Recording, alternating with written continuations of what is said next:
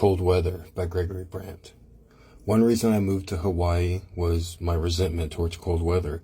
I've only experienced sub-freezing temperatures for a brief hours of my 43-year-old life. But what that taught me, as well as 50-degree and 40-degree temperature, is that I don't belong in cold weather. The extremely long winter I spent in the Great Northwest in 2013 only reinforced that. During that cold winter, I spent hours researching locations in the United States where it's always warm. The only two spots I found was Hawaii and South Florida. I would go on to research Hawaii for another 6 months before setting up a job on a farm, a job which included lodging.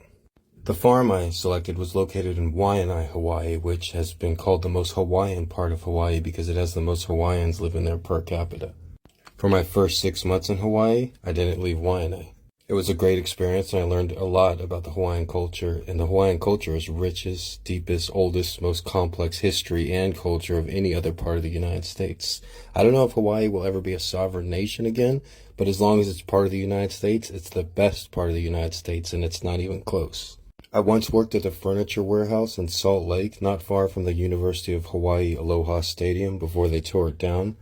I had been working for the furniture warehouse on and off for a couple years, and they hired a new guy who was the former husband of a female military personnel. He had followed her here to Hawaii because of her job, and they had recently got divorced. I actually met a few people like this, a few dudes, young dudes who were married to military wives, and they end up moving to Hawaii to follow their wife. They take a shit job just to get them off the couch for a little bit. And they're usually very good-looking guys, and it makes sense because they're also attractive military wives, could easily find a partner that's also in the military, but instead they choose the guy on the couch. I guess they sometimes had us working together because we were the only two white guys. I tried to befriend him the best I could. He was from Detroit, Michigan. He hadn't even been in Hawaii a year, and he was having problems adjusting, getting along with all the local brothers. At the furniture warehouse, I got to work alone, maybe with one other person sometimes, breaking down cardboard boxes and putting them in the recycling machine. I got to listen to the radio and be in my own little world. Whereas the white guy from Detroit had to work around a table with like 10 local dudes who some didn't like Caucasians, building, socializing, and interacting with them. They all sat around a table putting together furniture. They tried to get me to do this particular job, but I refused. I lasted 10 minutes. I told them, let me break up the boxes or don't have me work here at all. I got to work in the corner of the warehouse by the dumpster with the open air, smoking cigarettes, hitting a joint, and most importantly, working by myself. So one day, the guy from Detroit gets in an argument with one of the local brothers, and they send him to go work with me for the day. I see it as an opportunity to talk about how great Hawaii is, how lucky we are to live here.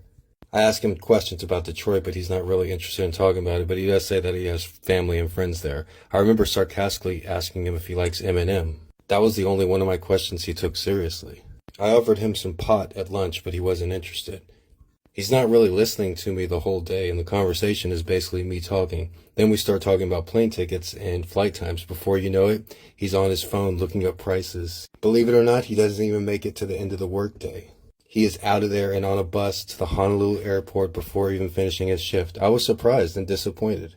It was February. What could he possibly be going back to in Detroit, Michigan? I gotta admit, it hurt my ego a bit too. I was 15 years older than him, but he didn't listen to a word I said.